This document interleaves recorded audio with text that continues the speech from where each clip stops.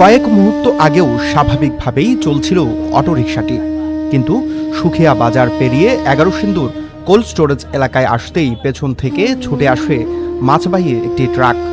সজোরে ধাক্কা দেয় অটোরিকশাটিকে। মুহূর্তেই দুমড়ে মুচড়ে যায় ছোট্ট যানটি, আর সেখানেই থেমে যায় এক বৃদ্ধ দম্পতির জীবনযাত্রা। নুরু মিয়া, বয়স 60, তার স্ত্রী আনোয়ারা, বয়স 58, বাড়ি পাকুন্দিয়ার কাগারচর গ্রামে।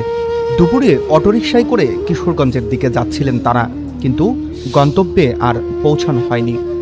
ট্রাকের ধাক্কায় ঘটনাস্থলেই প্রাণ হারান দুজন। স্বজন হারানোর শোকের মধ্যেই আরেক দুশ্চিন্তা, গুরুতর আহত 3 জনের একজন নিহত দম্পতির মেয়ে মার্জিয়া খাতুন।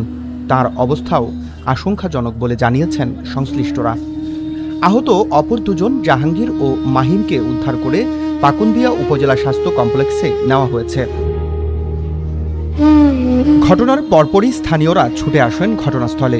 আহতদের উদ্ধার করে হাসপাতালে পাঠানোর পাশাপাশি খবর দেওয়া হয় পুলিশকে। তবে এর মধ্যেই মাছবাহী ট্রাকটি পালিয়ে যায়। পুলিশ বলছে, আশপাশের সিসি ক্যামেরার ফুটেজ সংগ্রহ করে ট্রাকটি শনাক্তের চেষ্টা চলছে।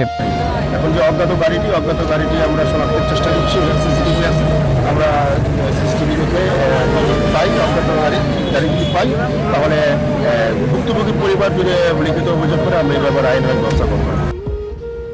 ঘটনাস্থল পরিদর্শন করেছেন উপজেলা নির্বাহী কর্মকর্তা রূপম দাস। দুর্ঘটনায় 2 জনের মৃত্যু ও কয়েকজন আহত হওয়ার বিষয়টি নিশ্চিত করেছেন তিনিও। ভুক্তভোগী যদি আবেদন করে সেক্ষেত্রে আমরা তাদের বিরুদ্ধে আইনি ব্যবস্থা এবং সরকারের যে উন্নত প্রসিডিউর আছে সেটা আমরা ফলো করবো, এবং এই ঘটনায় আমরা অত্যন্ত শোকাহত এবং মর্মাহত। একসঙ্গে সংসার করেছেন বছরের পর বছর, শেষ যাত্রাতেও ছিলেন পাশাপাশি, অথচ একটি বেপরোয়া ধাক্কায় মুহূর্তেই নিভে গেল স্বামী স্ত্রীর জীবন।